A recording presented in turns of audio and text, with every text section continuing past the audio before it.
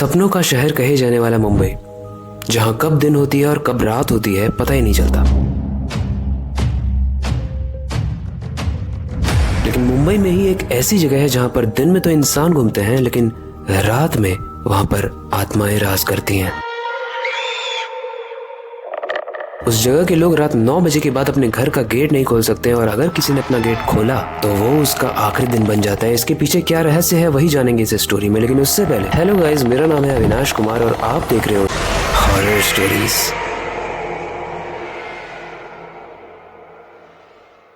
राहुल का कुछ दिन पहले ही ब्रेकअप हुआ था। उसे काफी लोनली फील हो रहा था, किसी चीज में मन नहीं लग रहा था। इसीलिए राहुल के दोस्त उसको एक दिन घूमने का प्लान बनाते हैं ताकि उसका मन बहल जाए। काफी प्लेसेस घूमते हैं, लेकिन फाइनली वो पहुंच जाते हैं मुंबई के संजय गांधी नेशनल पार्क में। और वहां पर उनके साथ जो खौफनाक चीज होने वाली थी वो उन्होंने सपने में भी नहीं सोचा होगा। नेशनल पार्क पहुंचते ही राहुल को काफी ज्यादा अच्छा लगता है। काफी दिन बाद उसके चेहरे पर स्माइल आई थी। उसे बहुत पीसफुल फील हो रहा था। वो नेचर की ब्यूटी में इतना खो गया था कि कब पूरा दिन बीत जाता है उन्हें पता भी नहीं चलता। राहुल के दोस्त उससे कहते हैं कि राहुल, रात होने वाली है, चलो, अब इतना देर तक रुकना सही नहीं है। लेकिन राहुल आसमान के सितारों को देखते हुए ये कहता है कि तुम लोग जाओ, सुबह ऑफिस भी है, मैं थोड़ा और देर रुकना चाहता हूँ यहाँ पे। क्योंकि राहुल को उस वक्त वहाँ पर बहुत अच्छा फील हो रहा था। काफी देर बैठने के बाद राहुल अब ये डिसाइड करता है कि रात के 11 बज गए हैं, अब घर की तरफ चलते हैं। वो बाइक पर बैठ के गाड़ी स्टार्ट करता है, अपने घर की तरफ जाने लगता है। तभी उसकी बाइक अचानक से खराब हो जाती है। गाइस, राहुल के चारों तरफ सिर्फ अंधेरा था। ऐसा कोई भी नहीं था जो उसकी हेल्प कर पाए, और आसमान में खूबसूरत से सितारे थे।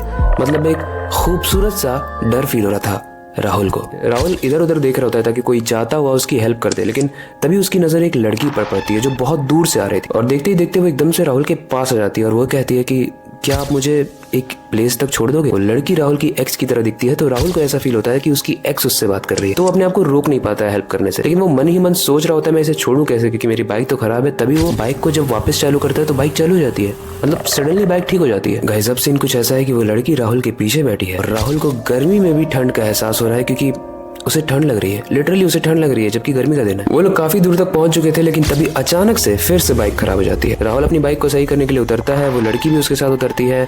लड़की वहीं पे खड़ी रहती है राहुल को बाइक ठीक करता देखने के लिए। अब सीन कुछ ऐसा है कि राहुल जैसे अपनी बाइक को ठीक कर रहा है, उसकी नजर टायर पर पड़ती है, और टायर से थोड़ी से राइट में वो लड़की भी खड़ी थी, उसी पर उसकी नजर पड़ती है। लेकिन राहुल देखता है कि उस लड़की के पैर मुड़े हुए हैं और काले हैं और बहुत भयानक हैं। ये देखकर उसको याद आ जाता है कि उसके दोस्तों ने उसे मना किया था देर रात तक रुकने के लिए, क्योंकि यहाँ पर किसी आत्मा का साया है जो लोगों को अपना शिकार बनाती है। बट राहुल को समझ ही नहीं आया कि अब क्या करना है, क्योंकि वो ऐसा दिखा भी नहीं सकता था कि वो समझ गया है कि वो आत्मा के सामने। राहुल की बाइक जैसे ही ठीक होती है वो बाइक पर बैठता है और फिर पीछे उसकी आत्मा बैठ जाती है। अब राहुल बहुत सहमा हुआ है। बाइक चल तो रही है, लेकिन उसकी दिल की धड़कन से ज्यादा तेज नहीं चल रही। राहुल अपनी बाइक के लेफ्ट वाले रियर मिरर में देखता है तो उस आत्मा का मुंह जैसे वो अपनी आंखों से देख रहा था वैसा नहीं था, बहुत डरावना था। उसकी एक आंख उसकी बॉडी से निकली हुई थी और मुंह पूरा जला हुआ था, बहुत डरावना फील हो रहा था। शीशे में उसकी पूरी बॉडी जलती हुई दिख रही थी, लेकिन जैसे ही राहुल डर के पीछे देखता है वो देखता है कि वही नॉर्मल खूबसूरत लड़की बैठी है जो उसकी एक्स की तरह दिखती है। राहुल को एक आइडिया आता है। वो अपनी बाइक को रोकता है, बाइक को खराब होने की एक्टिंग करता है,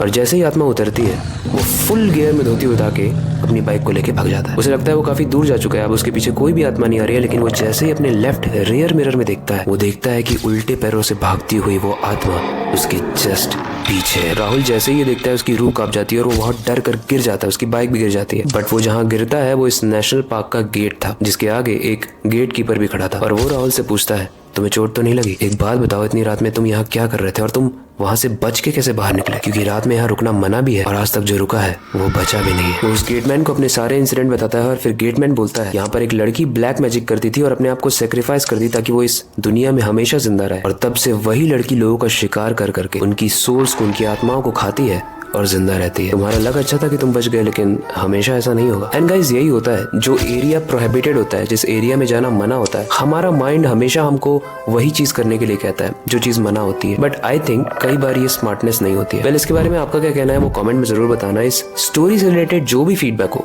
वो भी कमेंट में बताना। एंड नेक्स्ट एपिसोड के एक्साइटमेंट को दिखाते हुए कमेंट जरूर करना नेक्स्ट एपिसोड। बाकी अंत में जो मैं हमेशा कहता हूँ वही कहूंगा, अपनी क्यूरियोसिटी को डाई मत होने देना, नई चीजें सीखते रहना, अपने बेड के नीचे और खिड़की के बाहर जरूर देख लेना, कहीं वो आत्मा तो नहीं वेट कर रही। मिलते हैं अगली वीडियो में।